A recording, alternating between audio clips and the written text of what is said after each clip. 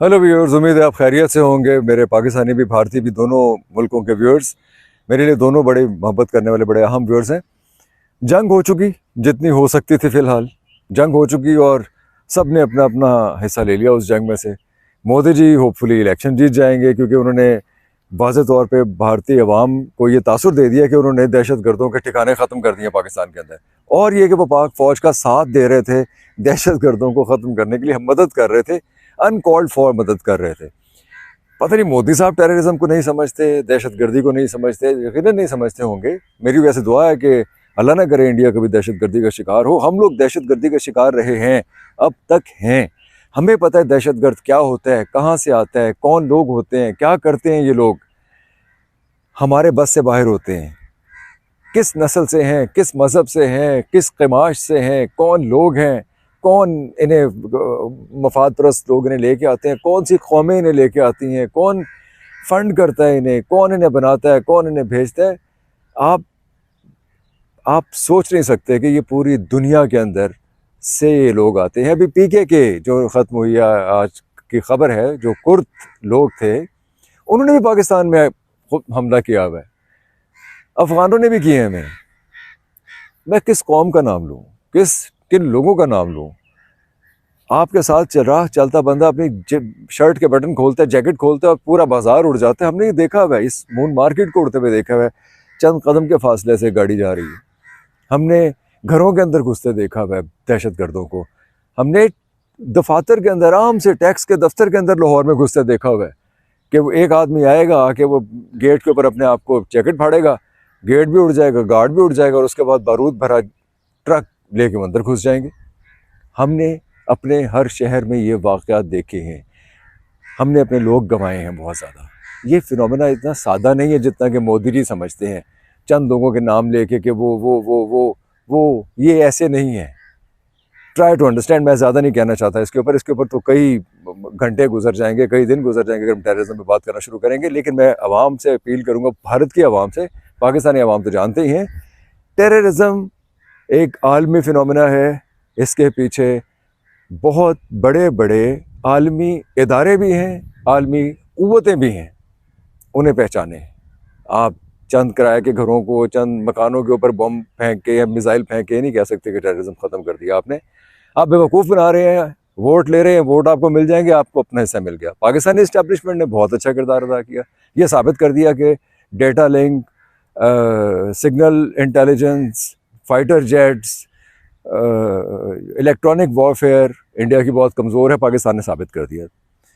वहाँ एक कोहराम भी मचा हुआ है। जनरल बख्शी और दूसरे बहुत से लोग जो हैं, जो एक बहुत हलाशरी दे रहे थे भारत को अटैक करने के लिए, अब वो चीख रहे हैं मोदी गवर्नमेंट के ऊपर।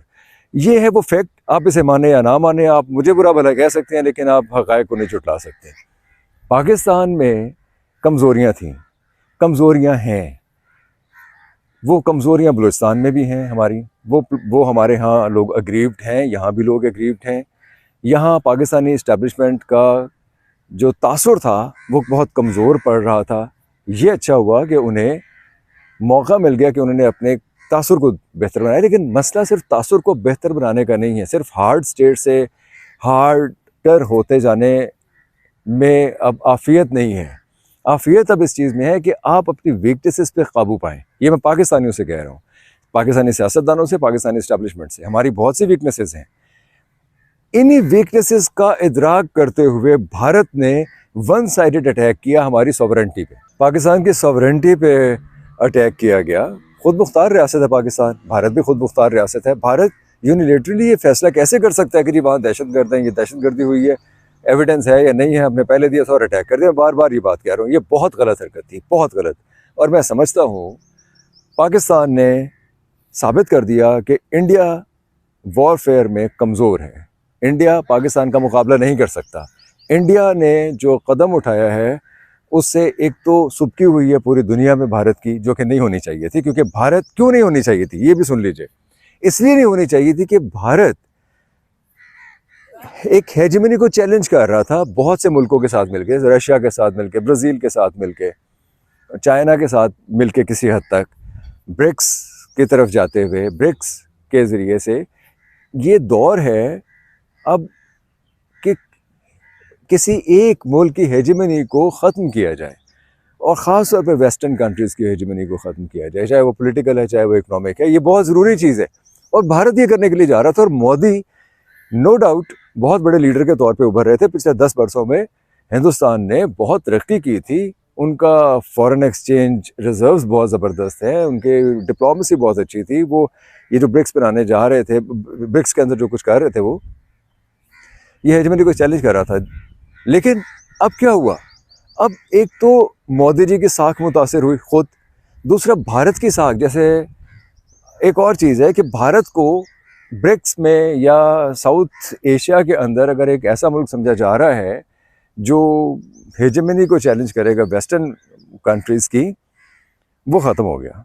क्योंकि अगर आपके तैयारे एक छोटे से स्ट्राइक में गिर गए, वो नहीं कर सके कुछ भी, फिर आपकी वॉरफेयर इतनी कमज़ोर है। देखिए, ताकत का इस्तेमाल जब तक किया न जाए तब तक वो ताकत होती है। जब एक दफ़े आपने ताकत का इस्तेमाल कर लिया, चाहे अपने जाहिल मीडिया के कहने पे किया या वो अपने गूफी जनरलों के कहने पे किया, जैसे भी किया, या आपने वोट हासिल करने के लिए किया, या आपने कोई एडवेंचरिज्म करने के लिए किया, या पाकिस्तान को बहुत हल्का समझा आपने, लेकिन आपको वो नहीं करना चाहिए था ताकत का इस्तेमाल। वो ताकत का इस्तेमाल आपके गले पड़ गया। इंटरनेशनली डिप्लोमेटिक फेलियर था आपका, किसी ने आपका साथ नहीं दिया। पाकिस्तान लोन ले रहा है, पाकिस्तान के अंदर प्रॉब्लम बहुत ज़्यादा चलते रहे हैं पाकिस्तान के ऊपर अमेंडमेंट्स भी लगती रही हैं। पाकिस्तान, उसके बावजूद पाकिस्तान के साथ चाइना और टर्की तो खड़े हुए थे, बांग्लादेश बाद में साथ मिल गया आके अखलाकी तौर पे। आपके साथ कौन था? आप कहते रहिए कि अमेरिका अमेरिका अमेरिका ने तो आपकी, जो पंजाबी में एक दाव पेश में वो होते कांड लवाना, अमेरिका ने तो आपकी कांड लगवाई है, कमर नीचे लगवा दी आपकी अमेरिका ने। आपने अटैक किया, पाकिस्तान ने काउंटर अटैक किया, आप फारिग हो गए, आप फौरन चले गए।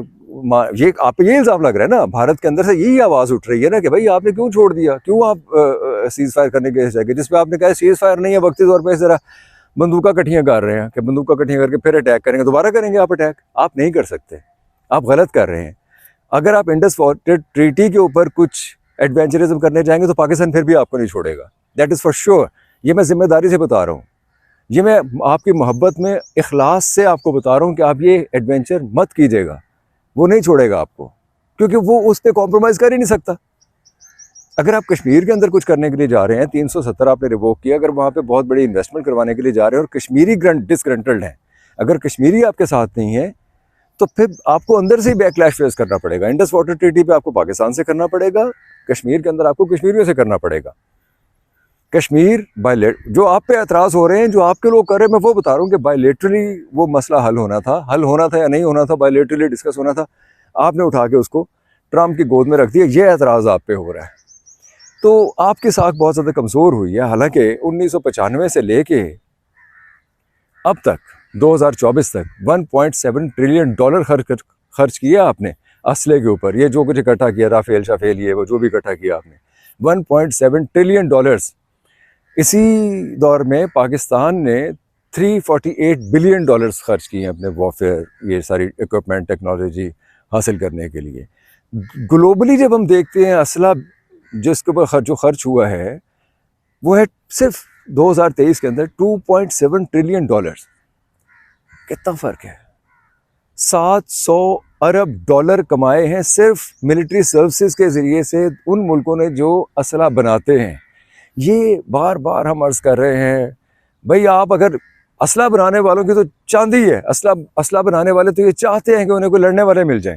जब आप अमन की बात करेंगे, जब आप ट्रेड की, हम तो नाकाम हो गए। हमें जो गुस्सा है, अगर मुझे मोदी जी पे जो गुस्सा है, या मुझे जो इस पूरे वॉरफेयर या इस फैसले पे गुस्सा है, वो ये कि हम पिछले 3-4 बरस से ख़ास तौर पे और वैसे पूरी ज़िंदगी ही से ये कहते आए हैं कि भाई भारत एक अमन पसंद रोशन ख्याल मुल्क है, उसके साथ ट्रेड होनी चाहिए। आप वाघा बॉर्डर खोलें, भारत के ट्रकों को जाने दें सेंट्रल एशिया तक और सेंट्रल एशिया को भारत तक आने दें। आप भारत के साथ मिलें, ब्रिक्स में शामिल हों किसी तरीके से, आप शंघाई कोऑपरेशन ऑर्गेनाइजेशन के अंदर शामिल हों, भारत को लेके बैठे साथ। आप एक रीजन, जैसे यूरोप ने अपना रीजन डेवलप किया है, आप साउथ एशिया को डेवलप करें। आप चाइना, इंडिया, पाकिस्तान, बांग्लादेश, श्रीलंका, इसका एक ग्रुप बनाएं जिसमें तिजारत करें। आपको दुनिया की ज़रूरत ही नहीं है, आप सारी दुनिया के साथ तिजारत कर सकते हैं, बहुत सा अपने लोगों की किस्मत बदल सकते हैं। आप उल्टा रास्ता जंग लड़ने का क्यों अपना रहे हैं? जंग लड़ के आपको क्या मिला? अब आपने जंग लड़ ली, अब आप मेज़ पे आ गए। अगर शौक दोबारा पूरा करना है तो मेरा ख्याल है दोबारा पूरा करके देख लीजिए, कुछ नहीं होगा। इवेंचुअली आपको आके बैठना पड़ेगा लोगों की बहबूद की खातिर मेज़ पे। मेरा वैसे कहना भारतीय अवाम से है, ख़ास तौर पे मुझे बहुत दुख हुआ है, बहुत दुख है जब वो प्रणाम साहू की जो मिसेज़ हैं राजनी, जो बंगाल से आई हैं राजस्थान अपने शौहर का पता करने के लिए, उन्हें पता चला कि वो बॉर्डर क्रॉस करके किसानों को निकालते हुए और पाकिस्तानी फ़ौज के पास हैं। मैं यकीन दिलाता हूँ राजनी जी को कि उनके शौहर पाकिस्तान में पाकिस्तानी फ़ौज के पास बहुत महफूज हैं। बिल्कुल बिल्कुल इत्मीनान रखिए, बहुत महफूज हैं। जब भी ये मामला, ये डस्ट सेटल होगी, जब भी ये मामला हल होंगे, वो वापस आ जाएंगे, यहाँ बिल्कुल खैरियत से होंगे वो, इसकी आप बिल्कुल फिक्र न कीजिए। ये मैं उनको कहना चाहूँगा। वो अपने ससुर के साथ वहाँ पहुँची थी। लेकिन एक चीज़, जिंगुइज़्म का, जुनूनियत का, जहालत का जो मुजाहरा इंडियन मीडिया ने तो किया और उसकी सुबकी भी पूरी दुनिया के अंदर हो रही है, हम भी कर रहे हैं, बाकी दुनिया भी कर रही है। इनटॉलरेंस का जो मुजाहरा, अच्छा ये बात याद रखिए, जब मैं ये बातें कर रहा हूँ तो मैं पाकिस्तान से सरफ नज़र नहीं कर रहा। पाकिस्तान में तो इनटॉलरेंस बहुत ज़्यादा है, पाकिस्तान में ट्रोलिंग बहुत ज़्यादा होती है। और लेकिन भारत में विष्णा, जो फ्रंट लाइन की एडिटर हैं, विष्णा या हिमांशी जी, जिस किसी ने जंग से पहले अमन की बात की, जंग में ना जाने की बात की, जंग से कुछ हासिल ना करने की बात की और कहा कि नहीं आप डव्स बन के इस मसले को हल करें, हॉक्स ना बने, उसकी ट्रोलिंग हुई। हर किसी ने ट्रोलिंग की। और अब इंडिया के अंदर एक खौफ भी है, हर अदाकार पे, हर एक पे ये लाजिम है कि उसने पाकिस्तान में दहशतगर्दी को साबित करना है, उसने पाकिस्तान एंटी पाकिस्तान रवैया अपनाना है, वरना उसकी ट्रोलिंग हो जाएगी, वरना लोग उसके पीछे पड़ जाएंगे।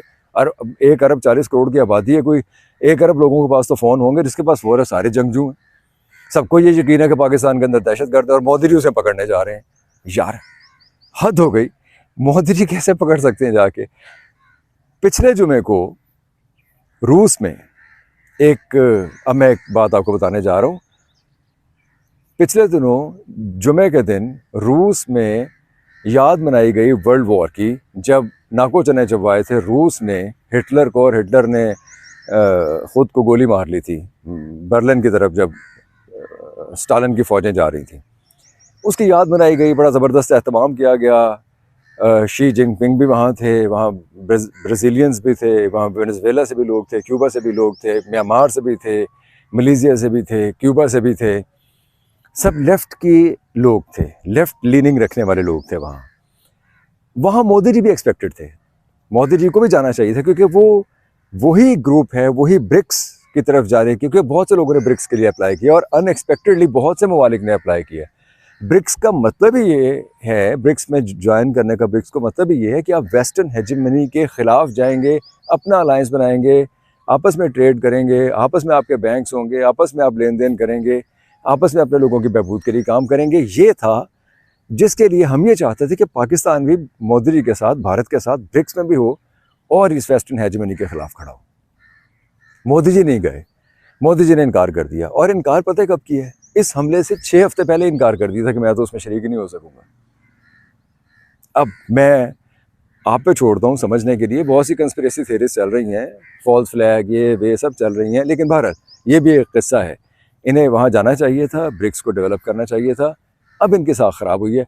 एक और चीज़ ये चल रही है जी, ट्रम्प इंडिया को चाइना के ख़िलाफ़, क्योंकि ट्रम्प का मसला चाइना है, ट्रम्प का सबसे बड़ा मसला चाइना है और ये लंबा चलेगा। अभी ट्रम्प इंडिया को उठा रहे थे चाइना के हवाले से, एक रीजनल पावर बनाने की कोशिश कर रहे थे। अब ट्रम्प बैठे ये सोच रहे हैं कि यार इन्हें बोलते तैयारी नहीं सामने जानते, मतलब जो जितना बुरी परफॉर्मेंस आपने की है जंग में, जिस तरह से तैयारे आपके गिरे हैं, या जिस तरह से आपकी इंस्टॉलेशन तबाह हुई हैं, जिस तरह से पाकिस्तान ने रेस्टेंट का मुजाहरा किया और आप ओवर कॉन्फिडेंस का मुजाहरा करते रहे हैं, जिस तरह से आपने अपने लोगों को चार्ज किया बहुत ज़्यादा और आप उनको वो कुछ नहीं दे सके, और जो दे रहे हैं वो जहालत है, वो एक खालिसतन जहालत है।